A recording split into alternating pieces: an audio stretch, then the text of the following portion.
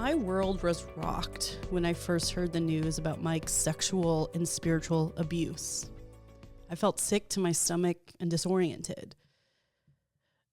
And quite frankly, I was surprised by how much the news upended me.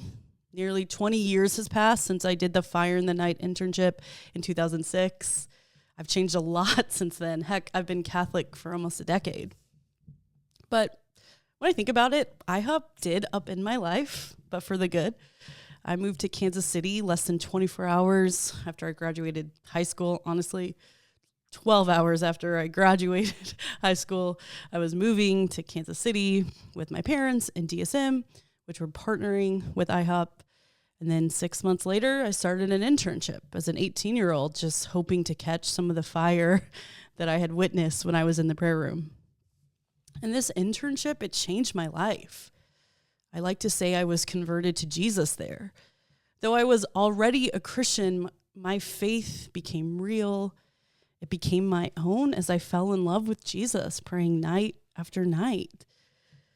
He shook and shored up my foundations, and that was where I began cultivating the fruit of spending this life in prayer and worship before his throne. But then the dissonance, my good experience, and the wickedness that's still being revealed. How could such mercy also be that toxic?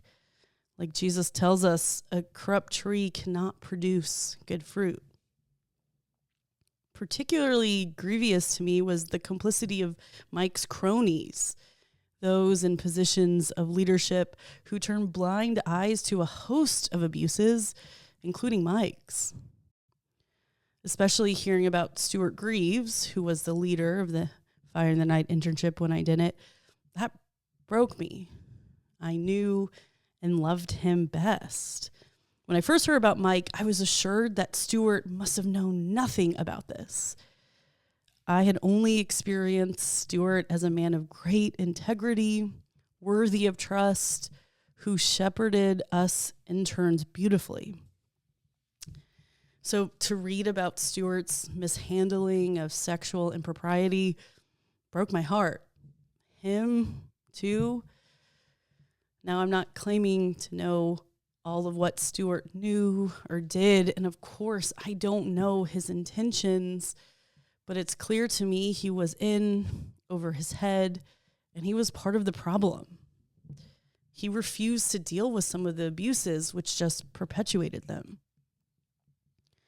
Now, when the IHOP scandal first broke, DSM was amid a 40-day prayer and fast, and the irony was not lost on any of us.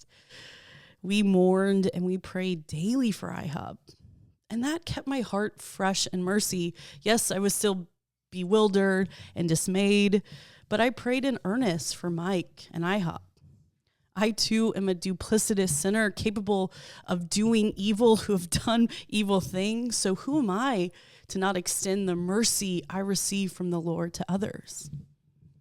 But as the allegations multiplied and each one worse than the next, disgust quickly replaced mercy.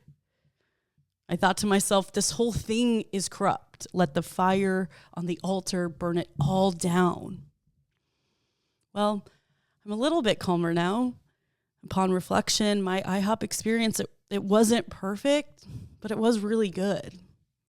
The humble ragtag bunch that I prayed with night after night, interns and leaders alike, they exemplified a passionate pursuit of Jesus. They loved him, and they helped me to love him better. I remember with gratitude the amazingly gifted worship and prayer leaders who led us into the throne room, deep into the night, in humble and authentic devotion.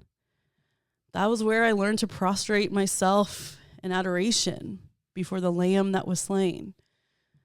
I want to do that till I see him face to face. Such good fruit smells like mercy, not decay. It's a fragrant inheritance born of prayerful ones who poured generously into me and to the whole body of Christ. Revisionist history just isn't helpful. To deny the good I received at IHOP would be to rip something essential out of my history. And it also blunts the grief that we must bear with Christ over the infidelity of his people. Yet, I know my good experience, it doesn't ameliorate the bad. It remains a tension and one that I cannot reconcile. All I know to do is to offer it to Jesus, because I don't want to grow bitter or cynical towards the bride. So IHOP KC, it upended me for the good and the bad. Gratefully, Christ roots me back in his mercy. I offer the muck, the mixture of my IHOP inheritance to Jesus, and he filters it through his nail-pierced hands. I know he will return to me the good, because his mercy is incorruptible.